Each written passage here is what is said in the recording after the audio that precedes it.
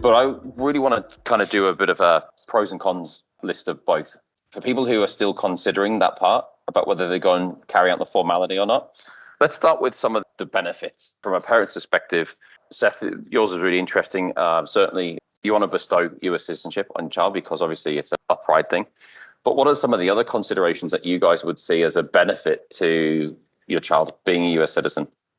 It's certainly, part of the thought process that any parent, would go through at that point is, leaving aside the emotional aspect of it, if we reduce it down to what's in it for me, what's in it for her, from that perspective. Certainly, if you're looking at some non-tax related types of benefits and some pros with that, you've got the ability to have a passport and therefore have much freer movement into and out of the U.S. From that perspective, you have a passport, you get your social security number, you've got the ability to get a job anywhere, in the U.S. without having to, have a work permit first. You have the ability to get typically less expensive education. And in some cases, the ability to get into some schools, universities, colleges, et cetera, that otherwise you might not be able to easily get into when not being a U.S. citizen. You've got benefits, potentially later on, whether it be Social Security or different benefits like unemployment insurance or things along those lines, which, potentially you might not be able to have if you were not actually a U.S. citizen. So there's a bunch of pros that are there from a non-tax point of view. But certainly, probably coming back to what everyone might be tuning in for, one of the bigger pros is to ensure that you have the ability or the easier ability to meet the obligations that are required from that tax perspective. As a general rule, a lot of parents may worry about whether their passing U.S. citizenship onto their children creates a problem for the children. In theory, that's possible. However, in the majority of the cases, I think it can actually be a positive, meaning to have that option available for the child to be able to travel and to live and go to university or work in the U.S., to have opportunity for visiting relatives there whenever they want, to have the full choice of jobs, full choice of career options available, and to be able to come and go at their will. That's a big benefit. And as long as it doesn't create compliance hassles or tax cost issues, often I would think it's better to have the freedom and the option to travel and live and work there at your will. With a lot of people that I talk to, and they talk about the pros and cons of having U.S. citizenship, I think often it comes down to just working through, all the potential benefits, and they're different in each case, and all the potential costs. And again, those can vary as well. But as long as the benefits outweigh the cost, I would say it's probably good for the child just to keep the U.S. citizenship as long as there are no major problems, but just to be aware of what might become a potential problem in the future and plan for that accordingly. And then if you can see that problem coming, and if at that point the benefits have become less, at that point the child can choose to renounce their U.S. citizenship, and that frees them up. They then have that option available to them in the future. So for most parents worried about passing on the U.S. citizenship, I would say don't worry until the costs outweigh the benefits. And that may not ever happen. It just depends case by case. And maybe fine to keep dual citizenship indefinitely. Okay, so we've gone through a lot of the benefits of when your child grows up. But one of the big things that I think helps sway parents now of having little ones is the child tax credit refund. For people listening who don't know, the child tax credit refund is available to Americans living abroad with children who are qualified dependents, which means you've gone through that formality process. They have a social security number, and as long as you've got some income, your income's not crazy high, you'd be eligible more than likely for the child tax credit refund, depending on what country you live in.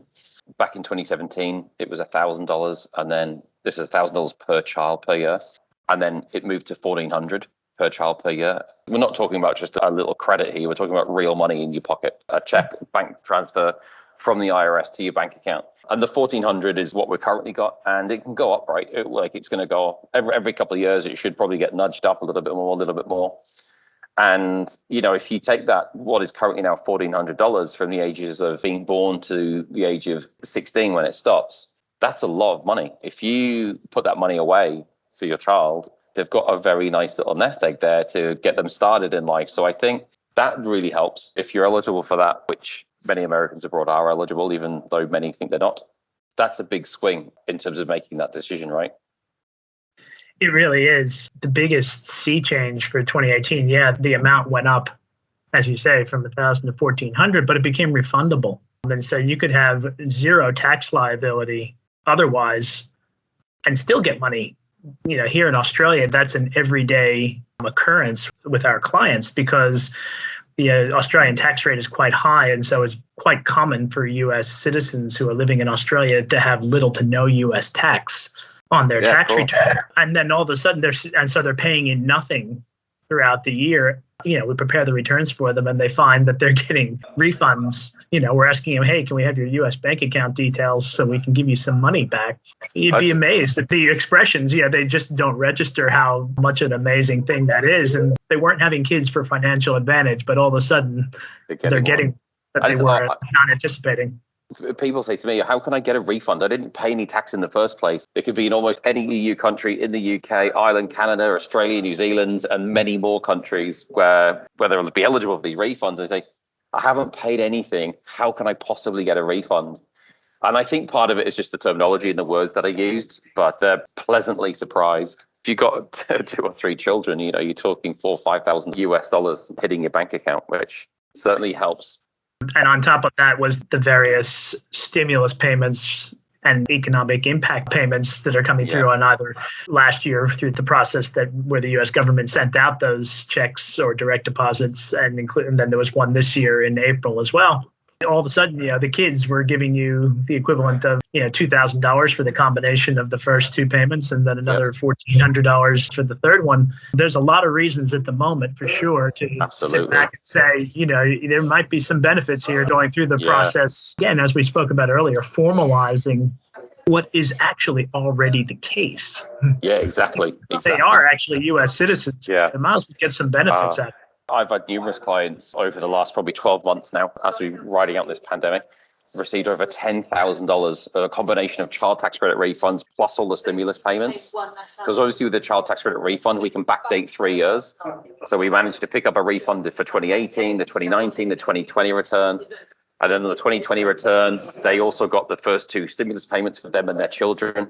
And then obviously they're going to get the 3rd stimulus payment as well. We're talking not little bits of money. We're talking thousands and thousands of dollars in some scenarios. If you were kind of on the fence and you were kind of think, well, they'll have to do taxes when they're older and I don't want to kind of put that on their shoulders versus, but if I do, we're talking thousands of dollars now, probably $1,400 or more between now and the time they turn 17 when it stops. That will certainly help sway some people. Like you said, Seth, I think this is the important thing for people to remember. It's a choice to go and formalize the paperwork, but they're still a US citizen, whether you do or don't. So I guess that brings me on to, we've gone through a lot of the benefits of when they're an adult or when they're a child. What are some of the cons then? You have a child, they've been born automatically a citizen, but you don't go and formalize that bit of the paperwork. You don't go and get the social security number, you don't get the passport, etc. But Leo, from your perspective, what do you see as the risks of not going and doing that? We see lots of cases with clients and with potential clients who come to us and raise questions about that topic. We find many people who discover later in life that they are technically a U.S. citizen and they had not been aware of that. They might have been born in the U.S. or their parent might have passed U.S. citizenship on to them, but they might have lived the majority of their life outside the U.S. and not considered themselves to be a U.S. citizen. But due to that fact becoming known, they then realize that they have a requirement to file a U.S. tax return and to report worldwide income. And that suddenly may create a lot of cost to prepare those returns, but also a large cost to the U.S. government for tax liability and penalty and interest for not having filed returns or paid that tax liability at the right time. And so they often end up having us prepare those tax returns and calculating those tax liabilities let's say you're 50 years old and you find out you're a U.S. citizen. At that point, you may be making lots of money and having material assets in your name, generating passive income, etc. And you may or may not be living in a country that has already taxed that. So then it's a question mark as to whether you've been filing local returns, whether you've been paying local tax, whether you have any foreign tax credits, whether you have any foreign earned income exclusion possibility, what incremental U.S. tax might be payable, and how big that amount is. And there's a lot of calculations involved, and often we see cases where people have to pay hundreds of thousands of dollars in U.S. taxes and interest and penalties because they haven't been filing their U.S. tax returns correctly and on time. So that's a big con of suddenly finding out that you are a U.S. citizen. But sometimes that's just the way the facts are. Sometimes that has to be dealt with, and you deal with it by filing U.S. returns and paying the tax. To follow up that point, I suppose, it comes back again to saying, knowledge is key. When you talk about the pros and cons of the choice, if as a parent, we know that our child is a U.S. citizen from birth. For me, part of my consideration is that I would like to save my daughter that trouble later on of her finding out, all of a sudden when she's 40 or 50 that I should have been doing tax returns. Now, as a tax professional, if I let my daughter get to that point, I've got a lot to answer for. Part of the discussion that we're having today is to allow others to be able to be educated and say, now that we know what the answer is, we can hopefully prevent our kids from being in that circumstance that Leo just described. It's more and more frequent now with the ever-expanding reach of the U.S. Some of the parents I talk to, I've got young children or even one on the way, say, I don't want to burden them with having to do all this tax stuff when they're older. They don't think about the burden that Leo has just talked about, which for me, I think is far worse. It's better the devil, right? That's where the saying comes from. I end up speaking to a lot of people who just found out they need to file tax returns. They might have been in the UK, Australia, wherever for a long time and had no idea. They knew they were a US citizen, of course, but they had no idea they had to file tax returns. So, we help them catch up. And then we say, what about your children? And they're like, what do you mean, what about my children? They were born here. And then you have to have the conversation about they could very well be US citizens already. It might be worthwhile, Clark, to also talk about FATCA and the fact that a lot of this citizenship is coming up anyway through kids wanting to open up a bank account or something along those lines. And then the question comes up, right away, are you a U.S. citizen? And if they're answering that question, no, they're actually answering it incorrectly. I'm sure some of them they're not lying. No. But incorrectly, not fraudulently, but incorrect. But it could still carry some consequences nevertheless.